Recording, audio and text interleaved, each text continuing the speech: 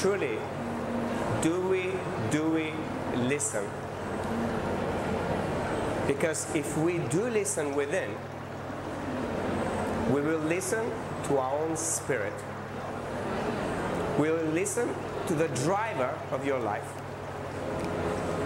And the driver is not this body. The driver is your spirit in your body. Your body is the most sophisticated piece of equipment ever designed, known to us so far. But most of us, we use about 1%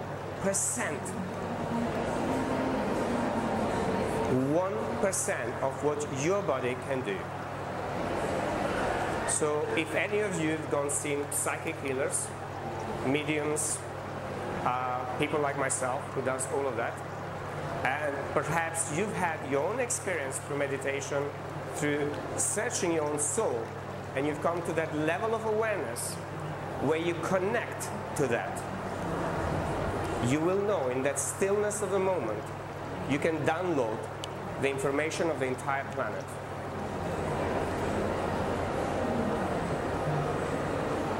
But most people, we get distracted and we do not spend the time that is required for us to honor in ourselves what we have been God-given through birth. And what most of us, deep down in our soul, we know why we came here to this world. And it is until that moment in your life where you go deep inside, you go through all those layers, and you understand them, how beautifully they serve you, and create that stillness and presence within the body, that you'll be able to hear with clarity the expression of your soul within yourself, without the need to ever be validated by the outer world. Because most of us, we've been programmed to have a validation for what we do. I grew up constantly seeking validation. Anyone else who seek outside validation for whatever they are in their lives? And when we seek validation, we tell ourselves we're not good enough. We tell that expression, that intelligence that sits in every cell in your body, I do not trust you. And when we say that to ourselves, no one around us will trust us. So in that energy, while I'm talking about it, so that direct equal energy of fear is no. No. Anyone else in here? No. What is the think about day and we've got light. Everybody understands that? Trust. Here we go. Another uploading here, please. Trust. I would like you to think that question. Why is it important? Anyone can explain for a second? Why is it important to know the equal opposite of the energies? Anyone? Turn it around. And something else? Sorry? Replace it? We can never replace something. It will always be there. The illusion that most people have is that we have to get rid of fear. So, the reason we need that, it's about simply, it lies in a mathematical formula that the entire universe works on. And I will share very simple, because in my background I studied science, I studied quantum physics, I studied psychology, I studied engineering, and I went through the whole personal development journey. As well as working with some of the top spiritual teachers on the planet, including John of God in Brazil. Anyone heard of John of God in Brazil? Okay, we have a few of you. And some other amazing spiritual teachers. Now, I'm not sure about you guys, but the biggest problem I had, it's how I could rationalize the spiritual experiences that my logical mind could make any sense at all. And being scientifically, mathematically, logically driven guy, I had to go in a search around the world. How can I integrate and create a fusion of what's out there in the world with different teachings? And on top of that, my personal journey and life, as well as those 35,000 coaching hours that have actually been of service to humanity. And it was all very simple. But they don't teach us that at school, nor do our parents, nor do our friends, nor our social environment, nor does the corporate world allow us to really go within ourselves and bring that higher expression of ourselves so that we can purely shine the light. Everybody knows that? What it is? It's a waveform. And in the wave we have the positive and we have the negative. Now, a question for you guys.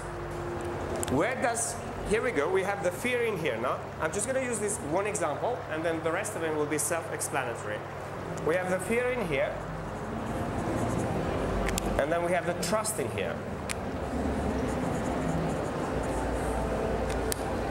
Where is love? Could somebody tell me in this equation, where does love sit? Where? Come over. Come over. Just a... Where? Here? Or here? Where? There? Here? Anyone else? We have all around. Anyone else? Within the trust, here. Anyone else? Okay. On the line. Amazing. Anyone else? Right.